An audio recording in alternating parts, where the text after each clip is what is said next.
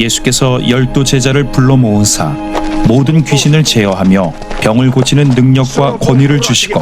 예수님께서 이렇게 12 제자를 부르신 곳이 어디냐? 장소가 어디냐? 갈릴리입니다. 갈릴리가 그토록 중요한 곳입니까? 라고 그렇게 이야기할 수 있습니다. 갈릴리 사역이 왜 이렇게 중요합니까? 라고 물어볼 수 있어요. 그죠? 갈릴리 사역이 굉장히 중요합니다.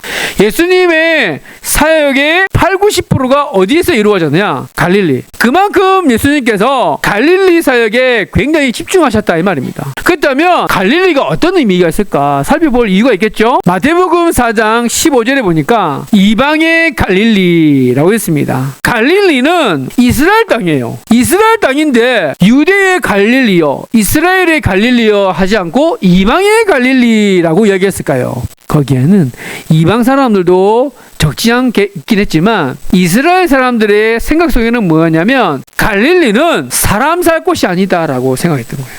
사람 취급을 안 했습니다. 쉽게 말해서 이스라엘 사람들이 이방 사람들을 정말로 무시하고 사람 취급을 안 했듯이 갈릴리 사람들도 사람 취급을 안 했다 이 말이에요.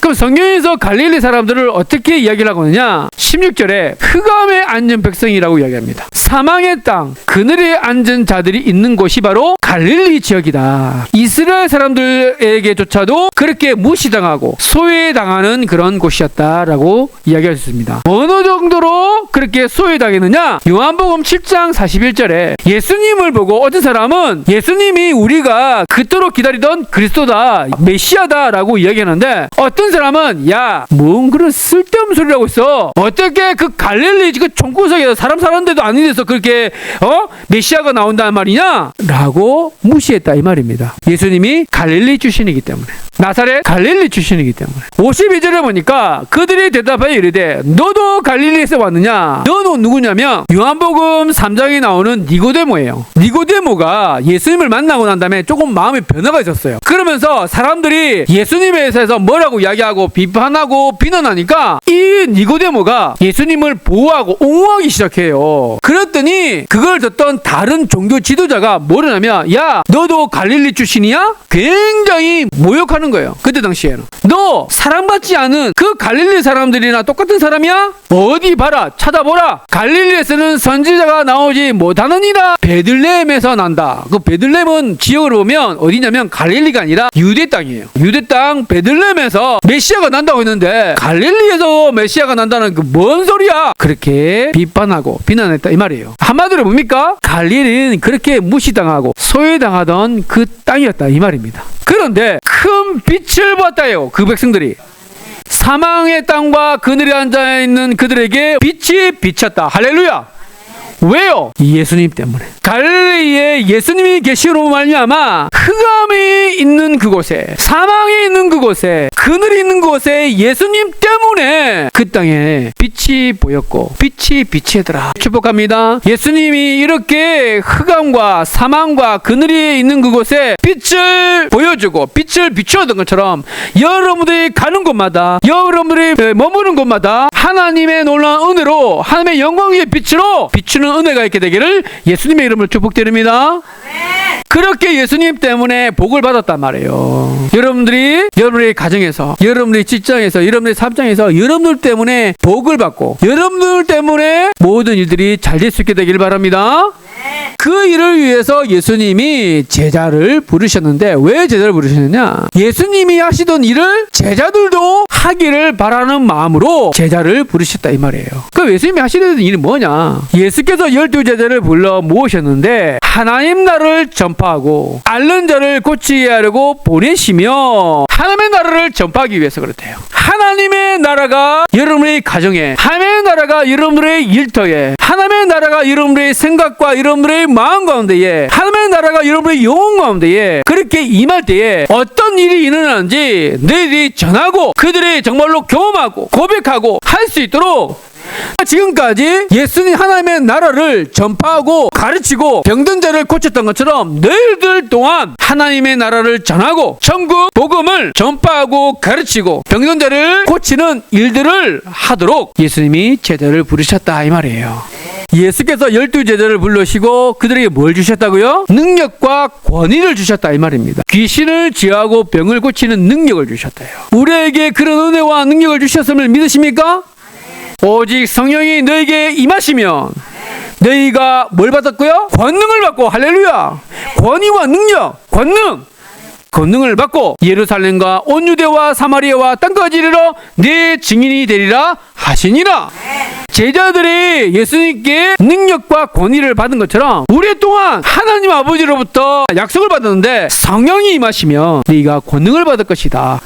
그러면 우리가 능력과 권위를 받으면 뭘 해야 되냐? 그 권위를 주신 이유가 뭘까? 하나님의 나라를 전파하기 위해서 그래요. 우리 사는 지적교회 성도들 중에서도 병을 고치는 신유의 은사가 있게 되길 바랍니다. 그런 은사가 있는 이유가 있어야 돼요. 왜 있어야 되느냐? 복음을 전하기 위해서요. 복음을 전하기 위해서요. 병 고치는 은사 막 있다고 막 그렇게 떠들어대고 막 자랑하는 사람들이 있습니다. 물론 하나님이 주신 선물이에요. 그러더라고 그 모든 목적과 방향성이 어디서 해야 된다고요? 예수님을 증거하고 복음을 전하는 그 일에 그것이 건강하게 방향성이 있어야 된다 이 말입니다. 나는 우리 사는 우리 장로님도 우리 사는 우리 권사님들도 다 건강하고 돈 많이 다 버시길 예수님으로 축복드립니다. 돈 많이 버시고요. 하시는 모든 일들이 잘 되시고 건강하시길 바랍니다. 그런데 그 이유가 있어야 돼요. 왜 그렇게 건강해야 되고 왜 돈을 많이 벌고 왜 잘 되느냐? 복음 전하기 위해서. 예수님을 증거하기 위해서 그래요. 예수님을 전하고 그리고 교회를 교회답게 예배를 예배답게 세워가기 위해서 건강이 필요하고 내가 돈을 벌고 시간을 사용하는 거예요. 재정이 필요합니다. 건강이 필요합니다. 하나님 모든 관계들이 하나님의 가운데 잘 풀어져야 됩니다. 왜냐하면 하나님의 복음을 전하기 위해서입니다. 예수님의 복음을 전하기 위해서 깨졌던 우리의 관계가 다시 회복될 수 있도록 은혜 베풀어 주십시오. 하나님 닫혔던 모든 재정의 문이 이제 열리게 하여 주시옵소서. 부채로부터 이제 자유케 하여 주시옵소서. 할렐루야. 아멘. 그래서 예수님이 하나님의 나라를 전파하고 병든 자를 고치기 위해서 제자들을 부르시고 보내시면서 두 가지를 부탁하세요. 아무것도 가지지 말라고 했어요. 아무것도. 그런데 마가복음에는 좀 다르게 표현했어요. 지팡이 외에는 아무것도 가지지 말라고 했는데 마가복음에는 지팡이를 가지라. 신은 신으라. 그러니까 지팡이하고 신은 허락을 하신 것처럼 보여요. 누가복음에는 아무것도 가지지 말라 그러는데 마가복음에는 왜 지팡이하고 그리고 신은 허락하셨을까요? 말씀은 말씀으로 풀어야 돼요. 자, 그 이유를 잠깐 살펴보겠습니다. 출애굽기 12장에 보면 하나님께서 애굽 땅에서 종살이하던 이스라엘 백성들을 구원해 내십니다. 출애굽을 시켜요. 출애굽 시키면서 애굽에서 나올 때 발에 뭘 신고? 신을 신고 손에 뭘 들으라고요? 지팡이를 잡아라. 아까 마가복음에 신을 신고 지팡이를 가지라 그랬어요. 그런데 출애굽에 왜 신을 신고 손에 지팡이를 잡아라? 아하, 이거구나. 10가지 재앙이 내린 이유는 뭐냐면 그때 당시에 애굽 사람들이 섬기는 신들이 있었어요. 우상들이 있어요. 왜 그것을 면했느냐? 이거는 다 가짜라는 거예요. 진짜 신은 누구냐? 하나님 여호와. 그거를 보여주신 것이 철저히 보여주신 것이 바로 10가지 재앙을 내리신 그 증거입니다. 그것으로 끝난 것이 아니라 하나님이 그들을 애굽 땅에서 건져내시고 이제는 홍해를 건너게 하시고 그 다음에 어떻게 하십니까? 새로운 하늘과 새 땅 광야의 길을 걸어가도록 하나님께서 그들을 인도하셨습니다. 뭐로? 불기둥으로 구름기둥으로. 할렐루야. 옛사람은 죽었다는 거예요. 이제는 하나님의 자녀로 살아가게 됐다는 이 말이에요. 6월절이라는 것은 하나님의 6월절이라는 것은 새로운 시작을 이야기하는 것입니다. 이거를 신약 성서로 보면 뭐 되느냐? 그런즉 누구든지 그리스도 안에 있으면 새로운 피조물이라 이전 것은 지나갔으니 보라 새 것이 되었도다. 이 말씀 끝에 새 것이 된 그것은 뭐냐? 오직 하나님께로 난 것이다. 모든 것이 하나님께로 왔다. 무슨 말입니까? 오직 하나님의 은혜다 이 말이에요. 그가 그리스도로 말미암아 우리를 자기와 화목케 하시고 우리가 예수님을 받아들이기 전에는 하나님과 우리 사이에는 아무런 관계가 아니고 원수 관계였어요. 그런데 예수님을 내 마음에 모시고 내가 예수님을 영접함으로 말미암아 우리는 뭐가 됐어요? 하나님의 자녀, 하나님의 백성이 되었습니다. 할렐루야. 그래서 우리는 하나님과 우리는 화목하게 됐어요. 더 나아가서 우리에게 화목하게 하는 직분을 주셨대요. 세상과 하나님을 화해시키는 거예요. 누가? 저와 여러분들이. 어떻게 해요? 예수님을 전함으로. 예수님을 전함으로 예수님을 받으십시오. 예수님이 여러분들을 위해서 이 땅에 오셨습니다. 예수님이 이 땅에 오셔서 여러분을 위해서 고난받으셨습니다. 예수님이 여러분들의 모든 죄를 담당하시고 그 죄값을 치르기 위해서 십자가에서 죽으셨습니다. 그리고 3일 만에 부활하셨습니다. 그래서 그 예수님을 믿기만 하면, 영접하면 하나님의 자녀가 되는 권세를 주셨습니다. 그리고 그 예수님은 부활하시고 승천하신 다음에 다시 우리를 맞이하기 위해서 다시 이 땅에 오실 것입니다. 할렐루야. 그 예수님을 믿으십시오. 그렇게 예수님을 소개하는 아름다운 직분을 우리에게 주셨다 이 말이에요. 그렇게 제자들을 부르신 이유가, 그리고 우리를 부르시고 먼저 부르시고 세우신 이유가 바로 그 말이에요.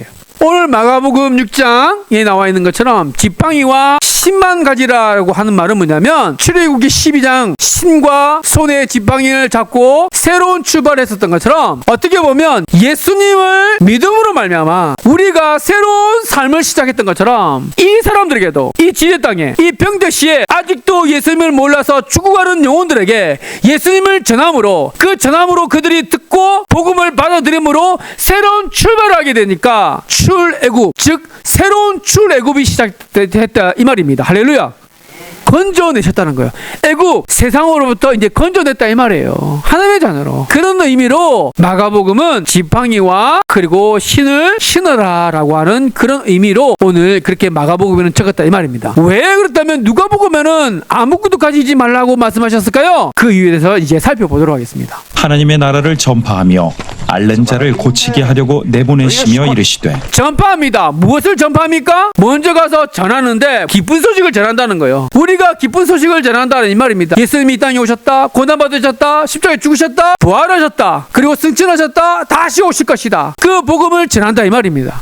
그래서 사람이 만일 온천을 얻고도 자기를 잃든지 빼앗기든지 하면 무엇이 유익하리요? 우리가 세상에서 모든 것을 가질 수 있는 것 다 가지고 자리, 내가 올라가고 싶은 대로 다 올라가고 다 한들 구원 못 받으면, 예수님을 모르면 무슨 소용이 있나 이 말이에요. 목회자들이 처음으로 물어보는 질문이 있었어요. 우리 성도님은 당연히 뭐 물어보지 않겠지만 잘 모르는 분 같은 경우는 뭐라고 묻습니까? 그분 예수 믿으셨습니까? 신앙생활 하셨어요? 이게 그분의 마지막 질문이에요. 인생의 마지막 질문. 예수 믿으셨습니까? 그분 높은 자리에 계셨어요? 돈 많으셨어요? 그런 질문 안 해요. 첫 번째 질문입니까? 예수 믿으셨습니까? 예수 그리스도를 교회 그냥 다닌다 이 말이 아니라 예수 그리스도를 진정으로 마음에 모시고 나의 구원자, 나의 주인으로 모시고 살으셨습니까? 라고 하는 질문을 제일 먼저 물어본다 이 말입니다. 그러면 이것이 중요해요? 중요하지 않아요? 엄청 중요한 거죠. 제일 첫 번째로 중요하다 이 말이에요. 온 세상 위하여 뭘 열어요? 나 복음 전하리. 만 백성 모두 나와서 이 지제에 있는 모든 사람들아 이제 주님의 말씀을 들으라. 죄중에 빠져있는 여러분들이여 이제 주님의 음성을 듣고 구원을 받으십시오. 예수님이 진짜입니다. 예수님이 여러분들의 모든 죄와 사망의 권세를 이기시고 부활하셨습니다. 여러분의 죄값은 다 치르셨어요. 그분을 믿기만 하면, 그분의 마음, 그분을 마음에 모시기만 하면 여러분은 이제 하나님의 자녀로 인정받고 그리고 천국의 삶을 살아가게 될 줄로 믿습니다. 그걸 누가 전한다고요? 저와 여러분이. 그러니까 너무너무 중요하다 이 말이에요.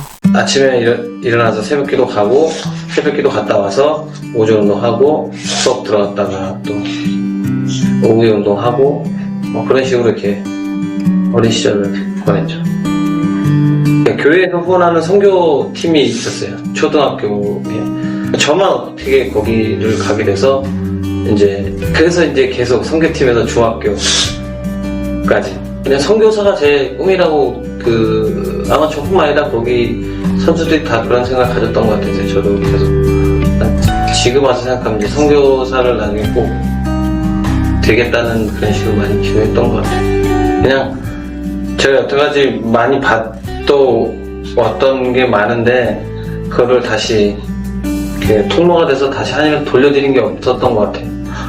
그냥 저의 개인적인 그런 현실 쪽에서 많이 살아가는데 그렇기 때문에 제가 지금은 저로 인해서 많이 좀 전도가 됐으면 좋겠어요. 제가 아무래도 대중에 좀 많이 알려주고 그랬으니까 앞으로 그런 쪽으로 많이 생활하고 그런 쪽으로 살고 싶은 게 저희 소망입니다. 남일이 15일날 나랑 같이 교회 가기 전에. 아니 나는 교회를 갔다 왔어. 아, 가셨어요, 한 번? 뭐 며칠날 집 앞으로 와 그러더라고. 왜 왔더니 야 교회 가야 돼 그러는 거야. 난 불교인 거 알거든. 네. 그래갖고 날 끌고 교회를 데려가더라고. 또 근데 가시네요? 아니 뭐 오라면 가야지. 아니, 그게 아니고 얘는 절실한 불자는 아니야. 산 속의 절이나 차분한 그걸 너무 좋아하는 스타일. 물어보니까. 야, 그럼 너 교회 한번 가보자. 거기도 괜찮았는데 가서 자던데. 그래서 내가 계속 깨웠어. 이게. 뭐라 그럴까 좀 시설했어. 그 15일날 또 같이 가야 돼. 이것입니다. 이게 가장 중요하다 이 말이에요. 가장. 첫 번째, 둘째, 셋째도 아니에요. 첫 번째요, 첫 번째. 여행을 위하여 아무것도 가지지 말라. 지팡이나 배낭이나 양식이나 돈이나 두 벌 옷을 가지지 말며 아무것도 가지지 말라고 말씀하신 다음에 지팡이나 배낭, 앞서 마가복음의 지팡이하고 달라요. 이거는 왜 지팡이하고 배낭도 가지지 말라라고 했냐면 그때 당시에 견유학파라고 하는 그 사람들이 있었어요. 자신의 어떤 철학을 사람들한테 알리려고 돌아다니면서 거리를 돌아다니면서 마치 개견자예요. 개견자, 개처럼 막 돌아다녔다 이 말이에요. 그런데 그 사람들이 꼭 지팡이를 들고 다녔어요. 그다음에 배낭, 그 배낭이 뭐냐면 쩐대 다니면서 사람들이 아이고 선생님 우리에게 좋은 말씀을 좀 해주세요 라고 이야기를 하면 알았어요 라고 이야기하고 난 다음에 뭘 요구할까요? 강사료. 내가 그만큼 좋은 말 했으니까 강사료다. 그러니까 돈을 담아야 될 거 아니에요. 그러니까 전대. 그러니까 배낭이 어땠냐면 전대요, 전대. 그러니까 오늘 예수님이 왜 이거를 가지지 말라 그러냐면 왜 제자들에게 아무것도 가지지 말라고 말씀하시면서 아까 지팡이도 가지지 말고 전대도 가지지 말라고 말씀하셨냐? 그건 뭐냐면 아까 말씀드렸던 돌아다니는 그런 철학자들하고 비슷하게 하지 말라 이 말입니다. 그러면서 아무것도 가지지 말라라고 말씀해서 양식이나 돈이나 두부옷을 가지지 말라라고 말하면 철저하게 하나님께서 너희들을 책임지신다는 거예요. 할렐루야. 모든 것을 하나님께 맡겨드리고 먹을 거, 입을 거, 마실 거를 너희 아버지께서 너희들에게 필요한 것이 있는지 없는지 모르시겠느냐 주실 줄로 믿어라. 채워주십시오. 믿어라 라고 말씀하시면서 아무것도 가지지 말라는 거예요. 있는 사람들이 더하다 그러죠. 사람들은요 만족하지 못해요. 있으면 더 가지고 싶고 욕심을 부리죠. 오늘 저와 여러분들에게 다시 한번 회복되기를 원하는 마음은 여러분들에게 주신 모든 것이 하나님께서 주신 가장 최선의 것인 것을 믿으시고 감사가 회복될 수 있게 되기를 예수님으로 축복드립니다.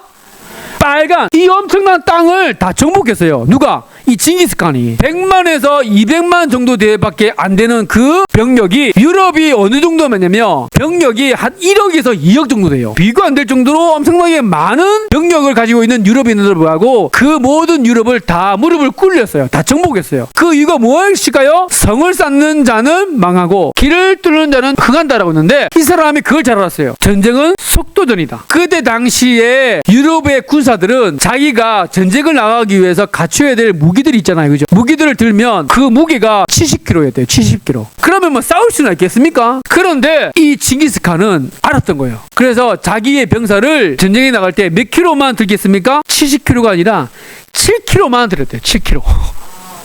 10분의 1로 줄였다 이 말이에요. 그러니까 이거는 게임이 안 되는 거예요. 강력한 그 유럽의 군대들이 다 무너졌다 이 말이에요. 기동성에서 이미 앞서갔다 이 말입니다. 그러니까 전쟁에 나갈 때는요 가볍게 해야 된다. 가볍게. 어떻게 보면 우리는 지금 오늘 예배를 드리고 전쟁에 나가는 거예요. 그죠? 영적인 전쟁으로 나가는 거잖아요. 무겁게 나가지 말고 가볍게 나가야 돼요. 가볍게. 모든 것을 맡겨드리고 가볍게 최소한의 것을 가지고 가볍게 나가라 이 말이에요. 하나님께서. 누구든지 너희를 영접하지 아니하거든 그 성에서 떠날 때에 너희 발에서 먼지를 떨어버려 그들에게 증거를 삼으라 하시니 이스라엘 사람들이 이방 땅에 갔다가 다시 유대 땅으로 들어오면 신발에 묻은 먼지를 떨어버렸어요. 왜 그러냐면 이제는 이방의 땅을 이제 털어버리고 거룩한 땅 이제 들어왔으니 새로운 삶을 산다라고 하면서 이제 이방 땅하고는 나는 이제 아무런 관계가 있다 없다 이 말이에요.